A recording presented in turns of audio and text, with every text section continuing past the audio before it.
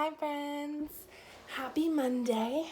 I wanted to come and read a few poems to you guys, and one of these poems inspired me to do a special project, which I'll show you guys at the end. But I am reading again from a really good book of poems called Where the Sidewalk Ends. So I wanted to start with a really fun spring poem. It's called I Won't Hatch. Oh, I am a chickie who lives in an egg, but I will not hatch, I will not hatch. The hens they all cackle, the roosters all beg, but I will not hatch, I will not hatch.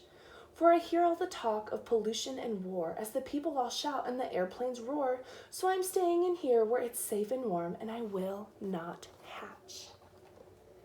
Remember how at school we talked about how poems are kind of like short stories and they play with words? And so part of this poem talked about I will not hatch, I will not hatch. And it tells us a little story about how a baby chicken just says, I'm going to stay in my egg because it's much safer and warmer in here.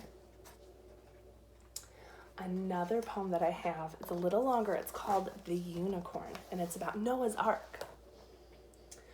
A long time ago when the earth was green and there was more kinds of animals than you've ever seen, and they run around free while the world was being born.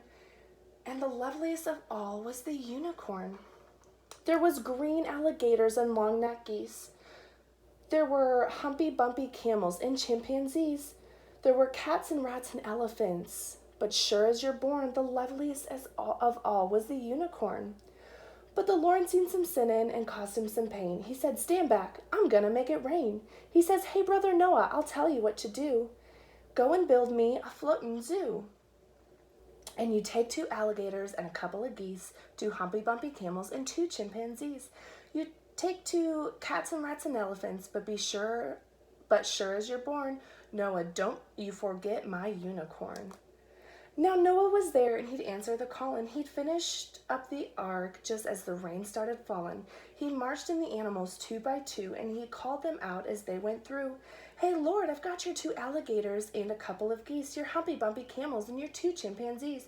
I got your cats and rats and elephants, but Lord, I'm so flooring, 'cause I just don't see no unicorn. Old Noah looked through the driving rain, but the unicorns were hiding, playing silly games. They were kicking and splashing in the misty morn. Oh, them silly unicorns.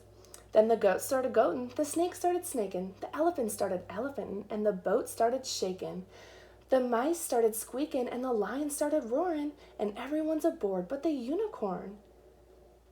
I mean the green alligators and the long-necked geese and the humpy-bumpy camels and the chimpanzees.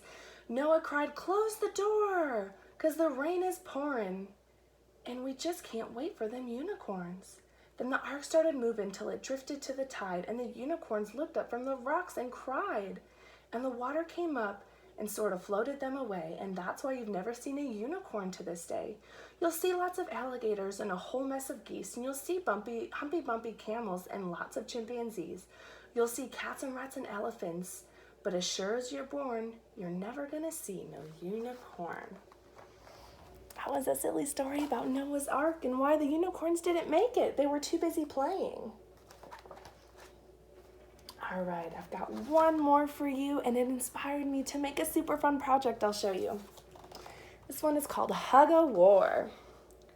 I will not play at tug-of-war. I'd rather play at Hugga War, where everyone hugs instead of tugs, where everyone giggles and rolls on the rug, where everyone kisses and everyone grins and everyone cuddles and everyone wins. So that poem made me think about hugs and snuggles and how we miss a lot of people right now, don't we? We have to stay home, and there's a lot of friends that we don't get to see, and we don't get to go to school, and sometimes we don't get to see maybe our bubbies or grandmas or grandpas, or maybe some family members that live out of state. But Wallace and I had a super great idea where we can send a hug to someone else. So what you do is you lay down and you trace your arms all the way out, and then you can make a big, big hug. So here's mine. I made a big, big hug. Miss Marissa's not very good at art, so we tried our best. But this is my hug. So you see my arms go all the way out. All right.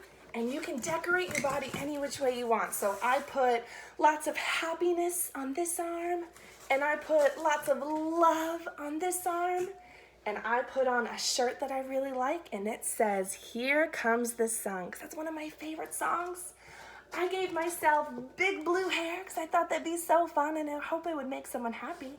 So once you're all done decorating your big hug, then you wrap your hug up, wrap your arms up, and then you send this to someone. So yours should be small enough that you can fold up and you can send them in the mail.